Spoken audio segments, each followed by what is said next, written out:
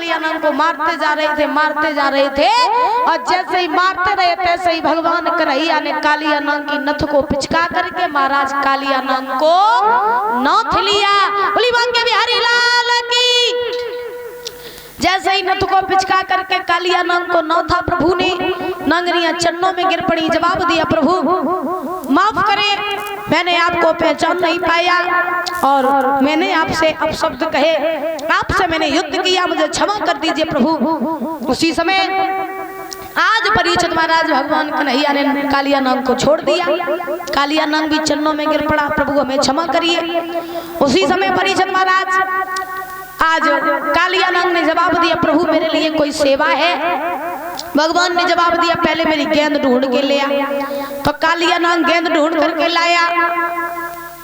भगवान से बोला कालिया नंग कोई और सेवा? तो भगवान ने कहा अब मुझे अपने फन पर बैठाल करके जल से ऊपर ले चलो। सो महाराज कालिया नंग ने फन फैला दिया, भगवान को उस फन पर बैठा लिया। बैठाल करके आज कालिया नंग जल से ऊपर आने लगा। भगवान अपनी बंसी निकाल करके बंसी बजाने लगे और जैसे ही प्रभु ने बंसी बजाई तो कैसी बंसी बजाई, नृत्य करने लगे। कितना सुंदर दृश्य है।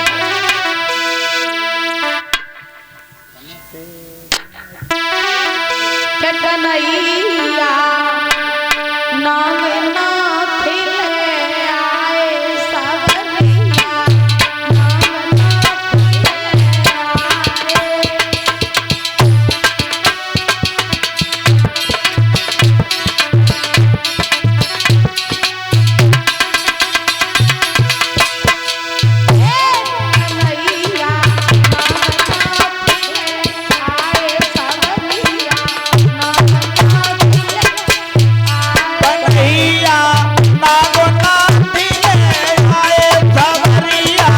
नाग नाथ ले आए।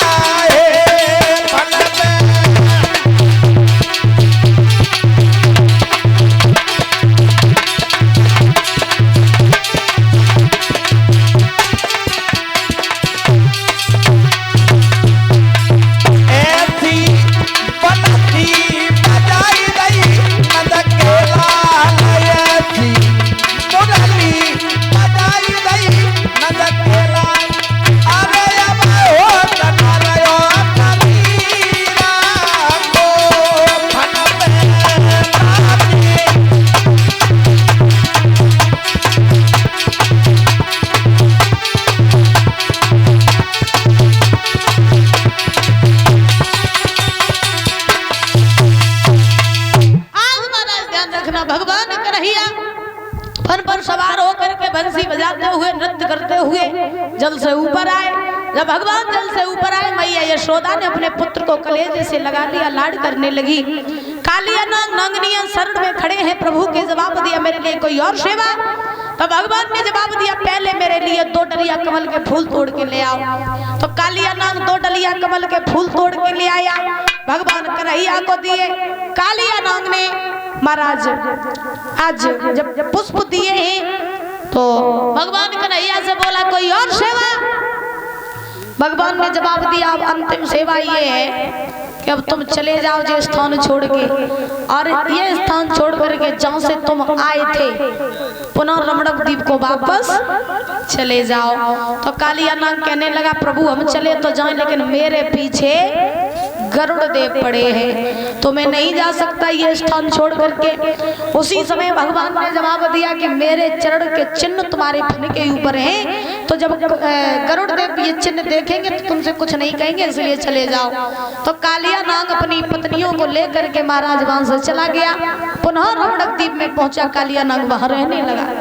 अब ऐसा कौन सा कारण था कि जो गरुड़ देव थे वो हर जगह जा सकते थे कालिया नाग को मारने, लेकिन काली देव के पास नहीं आ सकते थे? कुछ तो कारण होगा ही है? कुछ तो कारण होगा ही जो कालिया नाग को मारने के लिए गरुड़ देव हर जगह जा सकते थे, जो यमुना किनारे नहीं आ सकते थे। इसके पीछे कारण है। कौन सा कारण? ये है कि यमुना के किनारे एक सोभरी ऋषि तपस्या कर रहे थे। जब सोभरी ऋषि तपस्या कर रहे थे तो ये गरुड़ देव रोज आते यमुना के किनारे मछलियां खाते। जब गरुड़ देव मछलियां खाते तो खाने के बाद में सोभरी ऋषि ने एक बार समझाया महाराज गरुड़ देव को कि तुम ये मछलियां खाते हो, ये खाना छोड़ दो। अगर तुम नहीं माने तो फिर परिणाम अच्छा नहीं होगा। गरुड़ देव नहीं माने। जब नहीं माने तो सोभरी ऋषि को अंत में क्रोध आ गया। सोभरी ऋषि को जब क्रोध आया तो क्रोध में आकर के सोभरी ऋषि ने गरुड़ देव को श्राप दिया। जवाब दिया, गरुड़ देव तुमने मेरी बात नहीं मानी, अब अगर तुम दोबारा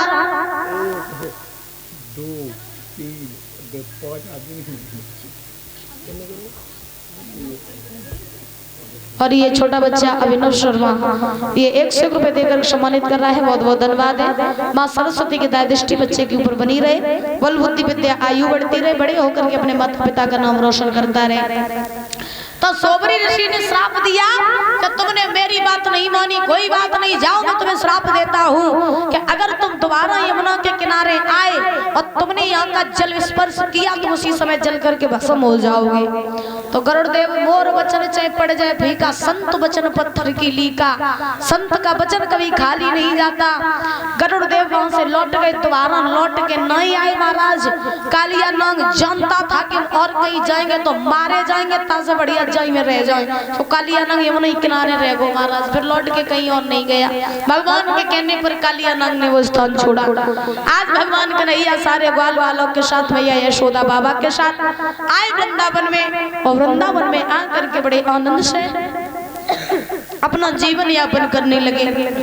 और वो दो डलिया जो कमल के पुष्प थे वो महाराज आज भगवान कन्हैया ने कंस के पास में भिजवा दिए।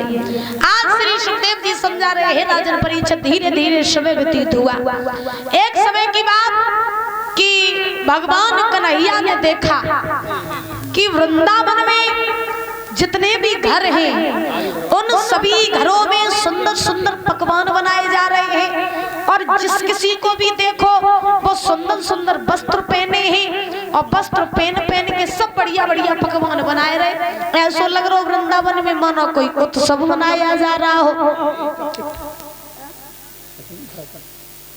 आज उसी समय महाराज इधर भगवान कन्हैया ने जब ये सारा दृश्य देखा तो देख करके भगवान कन्हैया अपनी मैया यशोदा के पास में पहुंचे। और जैसे ही मैया यशोदा के पास पहुंचे तो मैया जो रहे सो महाराज वो भी रसोई में बैठ करके भोजन बना रही थी।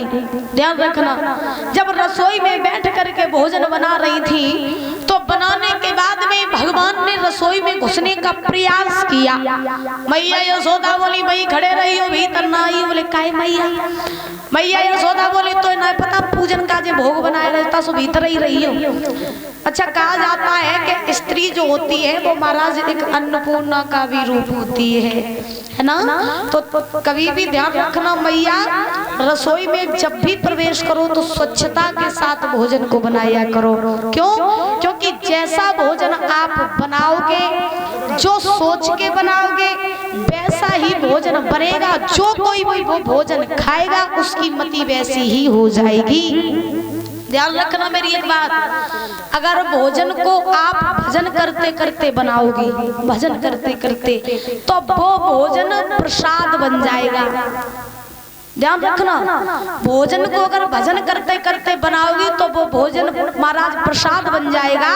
और अगर आप बच्चन पे चिल्ल रही हो, पति पे चिल्ल रही हो, तो फिर वो भोजन राक्षसों जैसा हो जाता है। इसीलिए मेरी बात ध्यान रखना, जो भी माताएं भोजन बनाया करें, जो भी माताएं भोजन बनाया करें, तो भोजन बनाते समय भगवान का स्मरण किया करो और भगवान की भक्ति करते करते, नाम जप करते करते भोजन को बनाना सीखो। और जिस माता ने ये सब कर लिया, समझ लेना कि वो भोग प्रसाद बन गया।